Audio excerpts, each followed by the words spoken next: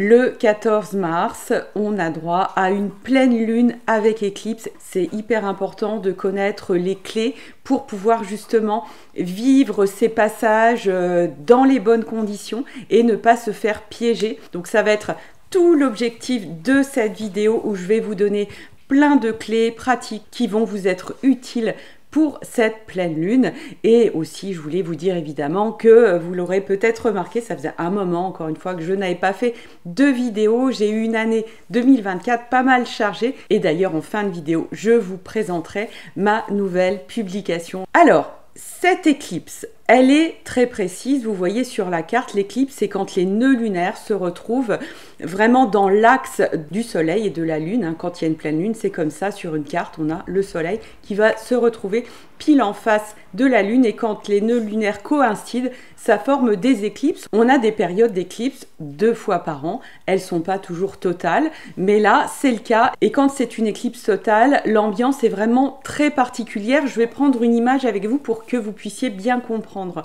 Vous savez, si vous me suivez depuis un moment, l'astrologie que je pratique, c'est vraiment une astrologie active. Vous ne subissez pas le ciel, au contraire, vous utilisez les forces planétaires pour vous nourrir, pour vous ressourcer et pour vous nettoyer aussi, pour comprendre les caps que vous avez à passer, donc les passer le mieux possible pour ce que j'aime à dire, surfer la vague. Il y a vraiment cette idée avec cette astrologie que je vous propose d'être complètement acteur du processus et de ne se résigner de rien, de percer les matrices dans les poches du destin, de sortir de l'idée que c'est inéluctable et que de toute façon ça va être comme ça. Non, dans l'astrologie que je pratique, on est vraiment dans cette puissance et dans cette invitation d'être le conducteur de son propre véhicule. Eh bien, dans une éclipse, je vais vous dire tout l'inverse. C'est vraiment le moment où, quelque part, on est sur le siège passager. On a comme l'univers qui a une direction dans laquelle il a vraiment envie de nous emmener. Et puis là, on est à côté, puis on ne peut pas faire grand-chose, on ne sait pas vraiment où on va, on peut être pris parfois dans une forme de tourbillon, alors pas à chaque éclipse évidemment, ça va dépendre de notre chemin évolutif, de ce sur quoi on a travaillé, des gros nettoyages qu'on a à faire, mais ça peut arriver d'être vraiment comme pris dans un tourbillon. Et finalement, la première des choses et la première des clés que je peux vous inviter à intégrer, c'est d'accepter que là, momentanément, dans un court instant, après on reprendra le lead, après on reprendra le volant, mais pendant un certain temps, on va accepter d'être sur le siège passager et de se laisser conduire et de faire confiance qu'on va arriver à bon port. Et pour ça, ça demande d'être quand même en pleine conscience.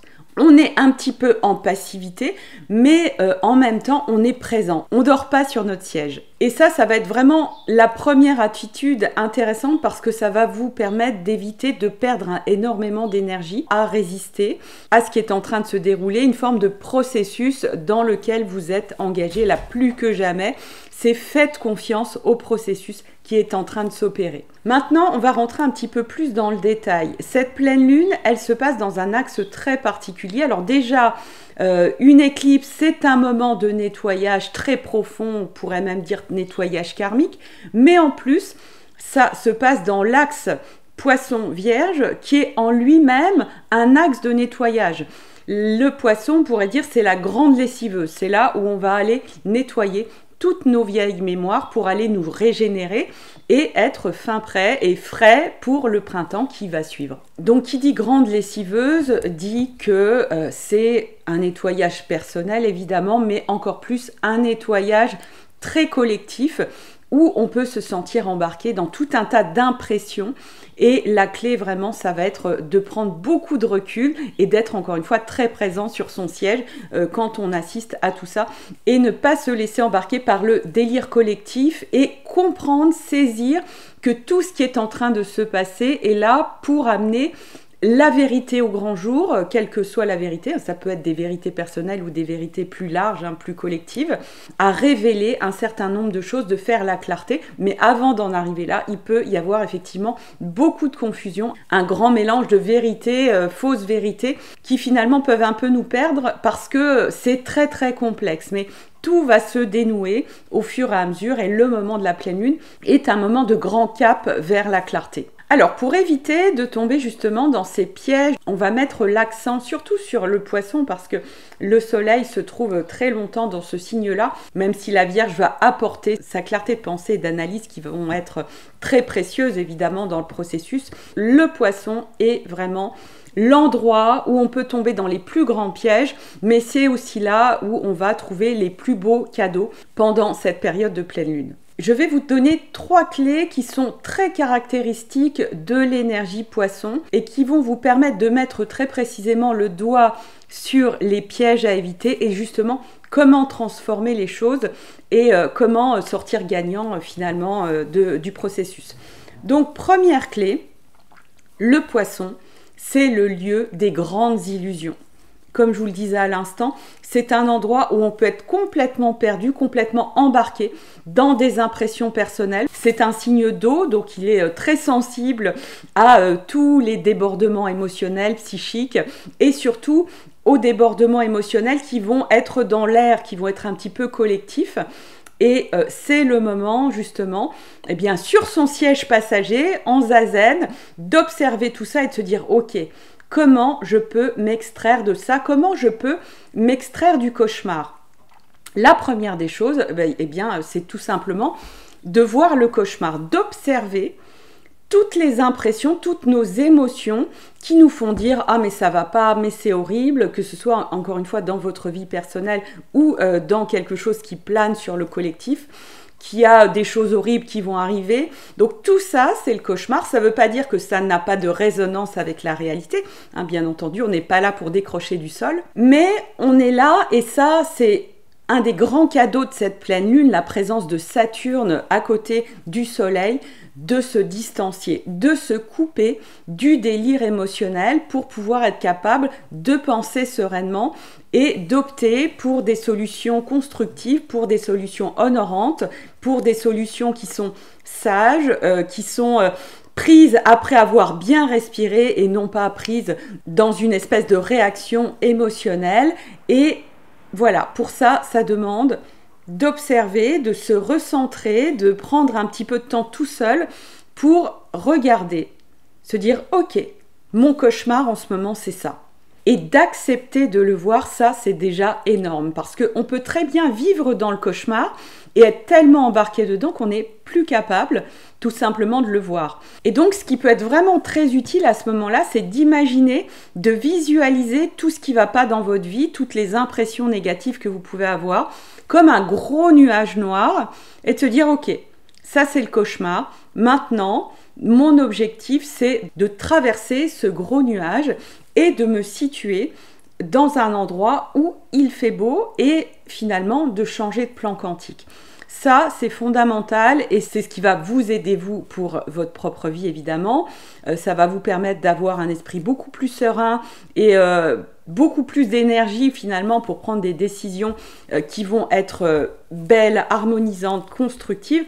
Et surtout, vous allez énormément soulager l'inconscient collectif, ce qui fait que vous allez contribuer à faire perdre de la force à ce nuage qui est finalement construit par toutes les psychés collectives. Hein. C'est quelque chose qui s'auto-alimente et si vous coupez de ça, eh bien évidemment, vous cessez de perfuser le nuage collectif. C'est quelque chose d'assez classique mais qu'on oublie tout le temps finalement de faire. Ce qui fait qu'on se retrouve sans vraiment s'en rendre compte dans une grande marmite vraiment très désagréable qu'on confond avec la réalité et dans laquelle surtout on se sent extrêmement impuissant.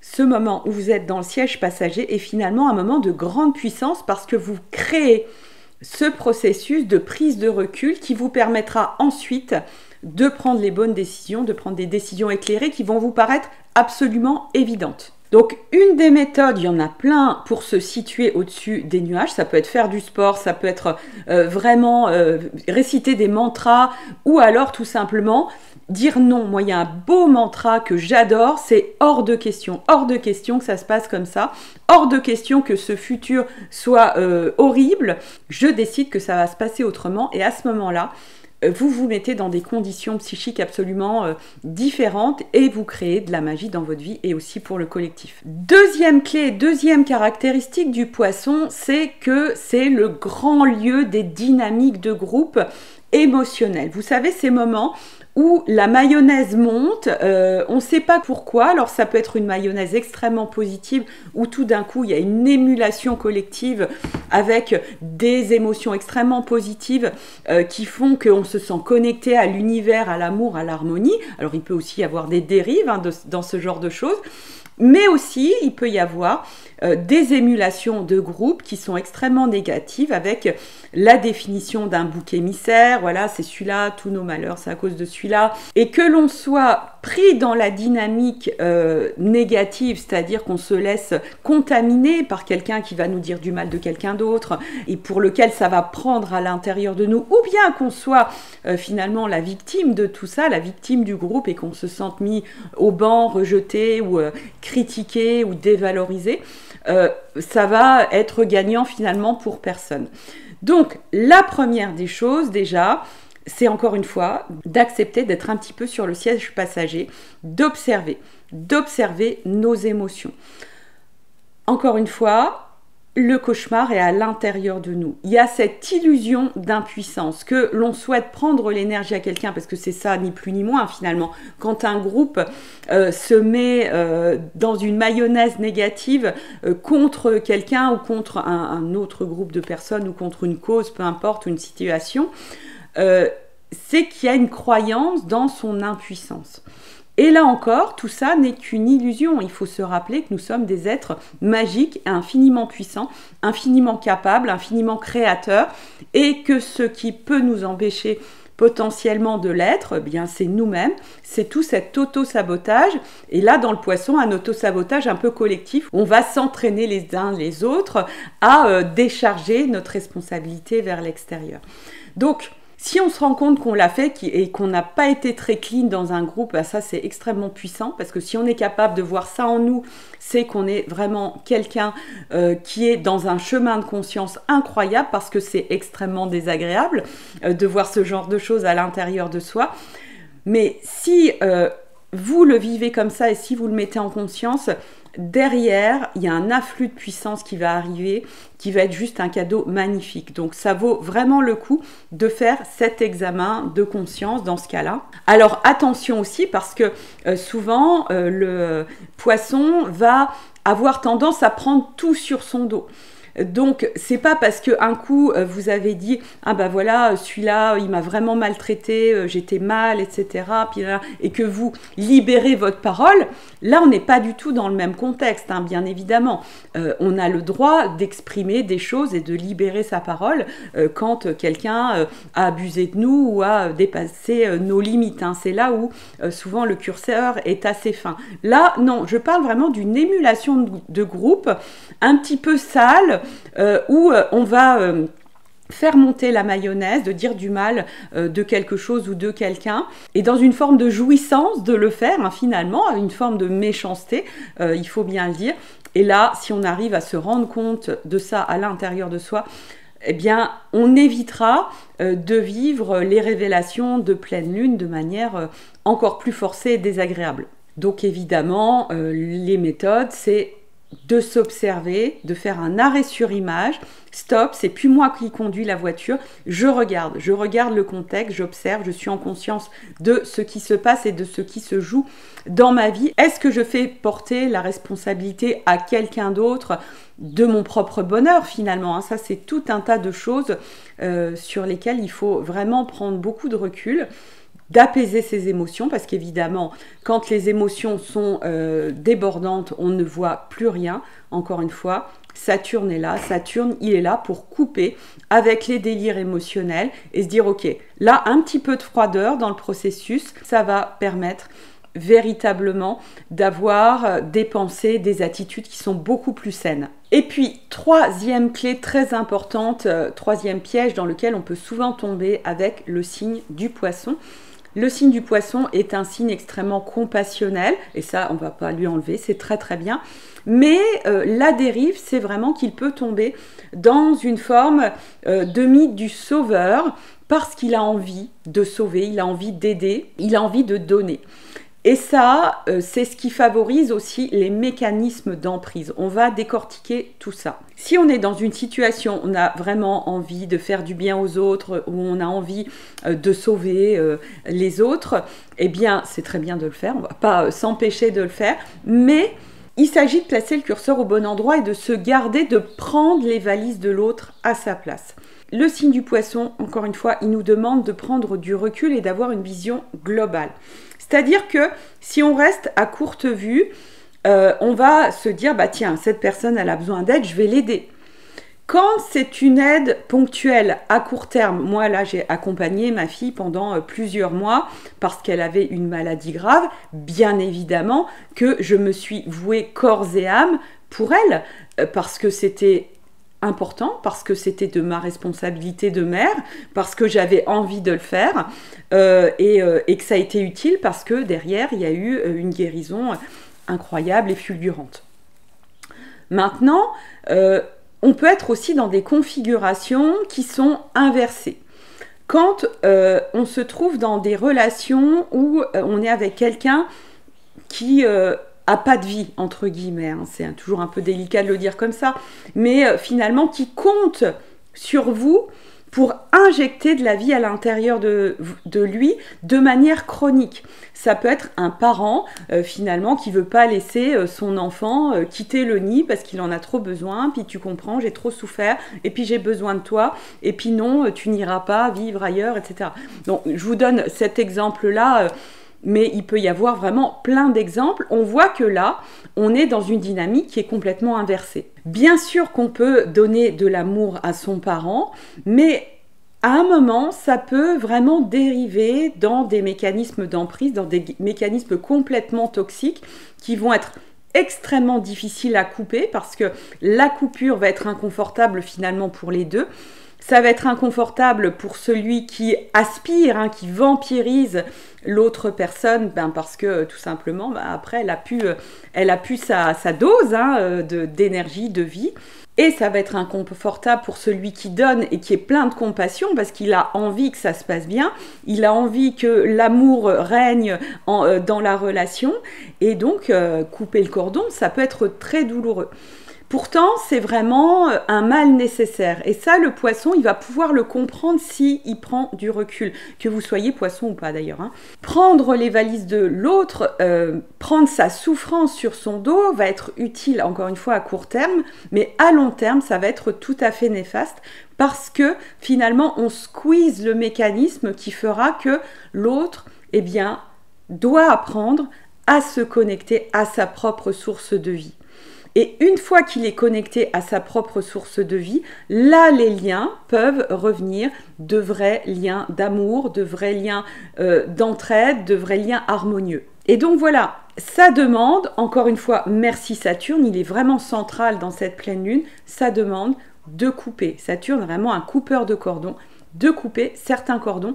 Et pour ça, ça demande d'accepter plusieurs choses qui peuvent être douloureuses pour celui qui donne. C'est pour ça que souvent, il ne pose pas les limites. Il va falloir accepter de passer pour le méchant. Il va falloir accepter que l'autre soit fâché, accepter que potentiellement l'autre va vous menacer, exercer un chantage, couper tout ce qu'il vous donnait avant. Et dans le cas d'un parent vis-à-vis d'un enfant, c'est normal pour un parent de donner à l'enfant.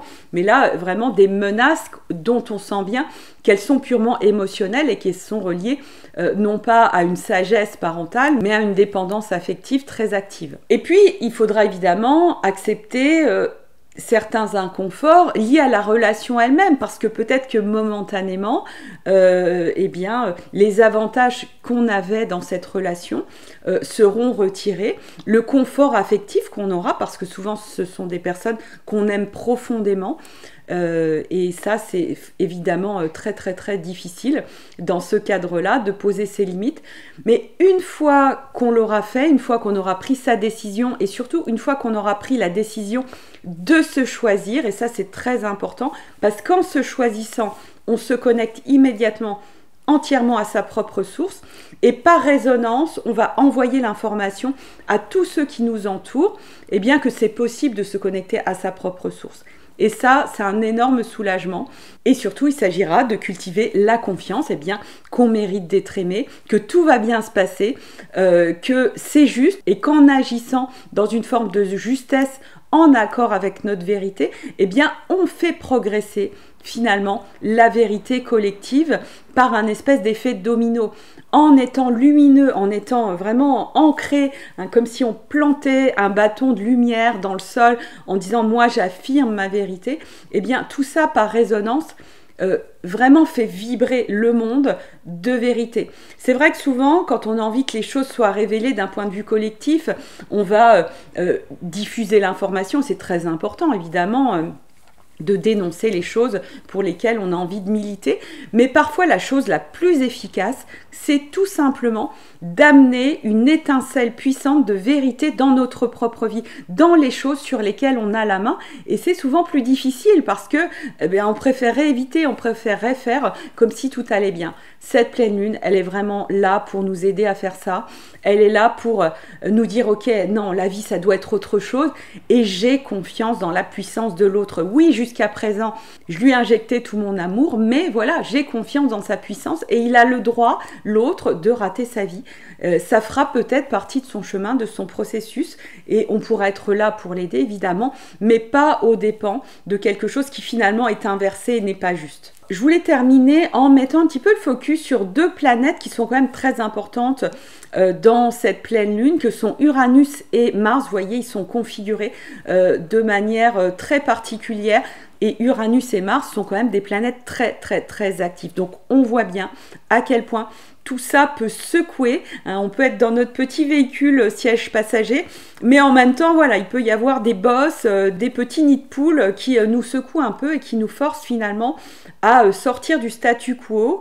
On va comprendre que rien n'est écrit, on va comprendre que le destin finalement, c'est nous qui l'écrivons, et ça, on va le faire vraiment dans un premier temps à l'intérieur. Le travail intérieur est très très très important dans cette pleine lune, et donc d'accepter le conflit créateur, de voir que finalement de poser des limites va peut-être créer une difficulté, un inconfort, mais derrière c'est en accord. On est en accord avec sa vérité et on va créer du beau du moment qu'on reste vraiment dans cette lumière et dans cette intention que tout aille bien pour tout le monde. Alors en conclusion, moi je nous invite vraiment à rester dans l'esprit positif de l'énergie du poisson, dans cette libération d'un petit ego qui va se vexer pour un oui ou pour un non. On est complètement au-dessus de tout ça avec l'énergie du poisson quand elle vibre très très haut. L'idée est vraiment aujourd'hui d'oser poser des limites saines, c'est ça qui va être absolument déterminant. Pour ça, ça demande évidemment de prendre un petit temps de recul et d'aller regarder à l'intérieur de nous quelle est notre vérité, qu'est-ce qui va amener du bonheur, qu'est-ce qui fait qu'on va être vraiment rayonnant de bonheur. C'est ça qui fait qu'on sauve le monde, en étant rayonnant de bonheur et donc en étant créatif et donc en étant inspirant pour tout notre entourage. Et puis de cultiver évidemment l'idée que le futur sera meilleur que le passé, en acceptant les grands caps de vie, en acceptant qu'il y a des choses qui doivent mourir dans notre vie. Hein, quand un enfant part du foyer, eh bien c'est une occasion de faire les mises à jour, de se recréer, de faire le point sur sa propre vie pour lâcher les résistances et créer une nouvelle dimension relationnelle avec cet enfant. Et donc ce futur, voilà, il sera beaucoup mieux même s'il est différent. Voilà, donc j'espère que cette vidéo a pu vous apporter des clés importantes. Maintenant, je voulais vous montrer la nouvelle publication. Après le livre Astromagie, qui est un livre qui vous permet de travailler votre thème natal dans la lumière, de faire exploser, même si vous êtes débutant, toutes les dimensions de votre être. Ça peut être très puissant pour cette pleine lune. Après le Business Tarot, qui est l'outil qui libère le chemin, qui vous permet de développer vos projets. Ça, c'est encore une fois pour tous. Il n'y a pas besoin d'être médium pour utiliser le Business Tarot. Après, Chouette, ma fille a un cancer, qui est le livre sur le parcours de ma fille. C'était un parcours absolument magique. Et si vous avez envie de lire une belle histoire, mais une histoire vraie qui se finit bien, et j'explique toute la magie, tout ce qu'on a fait là-dedans, ça se lit comme un roman. Voilà, ça c'est le dernier né et celui qui va sortir bientôt. Le tarot de l'argent, alors ça, c'est vraiment un outil. J'ai vraiment hâte que vous l'ayez entre les mains parce que pour moi, l'argent, c'est omniprésent, il y en a partout. Mais c'est parfois un sujet très très tabou. Et moi, j'avais envie de parler de toutes les dimensions de l'argent et de vous permettre de dénouer tout ce qui est coincé, tout ce qui est déséquilibré pour que vous puissiez avoir une relation extrêmement agréable avec cet outil de puissance. Donc, je vous montre un petit peu. Donc, il est dans un beau pochon. L'éditeur a fait un boulot incroyable. Regardez la boîte comme elle est belle. Alors, Tarot de l'argent qui sortira le 3 avril. Il est déjà disponible en pré-vente. Je vous mettrai le lien sous la vidéo. Donc, un beau pochon. Les cartes, on dirait un lingot d'or. Regardez, elles sont vraiment toutes dorées. Et les illustrations, c'est moi qui les ai faites. Cette année, bah tiens, on va tirer une carte en lien avec cette pleine lune. Quelle carte va sortir ?